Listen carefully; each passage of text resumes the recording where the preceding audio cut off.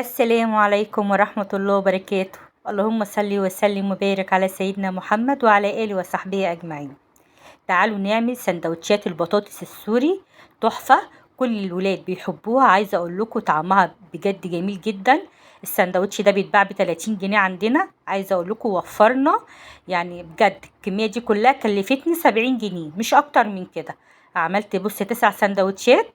يلا نسمي الله ونشوف هنعمل ايه. اول حاجة هنا انا حمرت طبعا قشرت البطاطس وغسلتها، وقلت هبدأ بتحمير البطاطس. تمام كده، مفيش حاجة هنعملها تاني غير تحمير البطاطس، والباقي كله سهل جدا. لو تابعتيني لحد هنا ما تنسيش اللايك والشير والاشتراك في القناة عشان يوصلك كل جديد، وننزل كده في التعليقات نصلي على النبي، واهم حاجة اللايك هو اللي هيرفع الفيديو. تمام كده، يبقى الحاجة الوحيدة اللي هنعملها نقشر البطاطس ونحمرها. هنا بقى انا معايا كيلو من العيش السوري. ده احنا عندنا كده مخبز كده بيعمل رقاق وعيش سوري وكريب والكسكسي والمخروطه والحاجات ديت. فانا بجيب الكيلو منه عامل 14 واحده، يعني بيبقى فيه 14 رغيف زي ما انتوا شايفينه كده، جاي طري وطازه وجميل، من غير بقى ما تتعبي نفسك وتعمليه. سهل جدا. وادي هنا معايا جبنه موتزاريلا وزيتون اخضر كده مخلي وكاتشب والتوميه اللي كنت عاملاها معاكم قبل كده. تمام كده. عايزه اقول لكم الوصفه دي تنفع غدا تنفع عشاء، وعايزه اقول لكم كمان تنفع فطار كمان. يعني حاجه كده بسيطه، يعني انت ما بتعمليش حاجه غير اللي انت بتقشري البطاطس وتحمريها. هبدا كده اتني العيش زي ما انتوا شايفينه كده بالشكل دوت. هعمل كده التلت والتلتين، وحطيت كده التوميه الاول وعليها البطاطس، واحط زيتون. وهي الوصفه دي المفروض بيتحط لها خيار مخلل، بس انا ولادي بيحبوها بالزيتون. وهنزل كده عليها بالكاتشب. تمام كده. واحط رشه كده من موتزاريلا.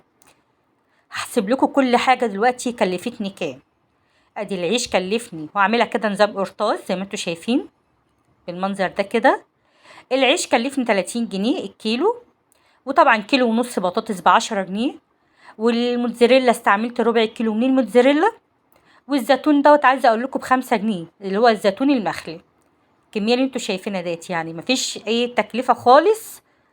والتوميه طبعا بتتعمل من مكونات البيت، يعني نشا على حبه لبن كده، تمام، على شويه خل وتوم بتكون بتتعمل. هنا بقى انا هعمل لكم بقى السندوتش التاني ده كده عباره عن رول اهو. هتنيه كده من الجناب وابدا كده الف رول. انا بوريكم كده الاشكال، شكل الحبه تعمليه.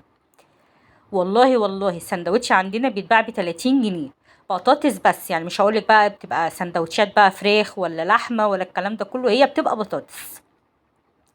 انا كلفت لكم كده الوصفه دي كلها زي ما قلت لكم كلفتني 70 جنيه. عملت كام كده بقى بالصلاه على النبي؟ عملت 9 سندوتشات. 9 دولت لو هتشتريهم ب30 جنيه من بره يعني عاملين 270 جنيه. وفوق ده كله انا فايض معايا 4 ترغيفه كمان. لو انا كنت حابه اعملهم هعملهم، بس انا عملت على قد اللي يكفي العيله عندي. تمام كده.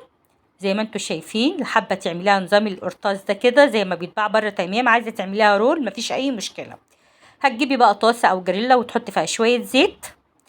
تمام. انا الزيت اللي حطيته ده كتير، نقصته شويه، هي بس رشه بسيطه ما دام عندك الطاسه غير لاصقه. تمام كده. وهبدا كده بقى احط الكريب بتاعي او العيش السوري، واول ما ياخد لون من الناحيه التانية اقوم قلبها على الناحيه التانية على طول.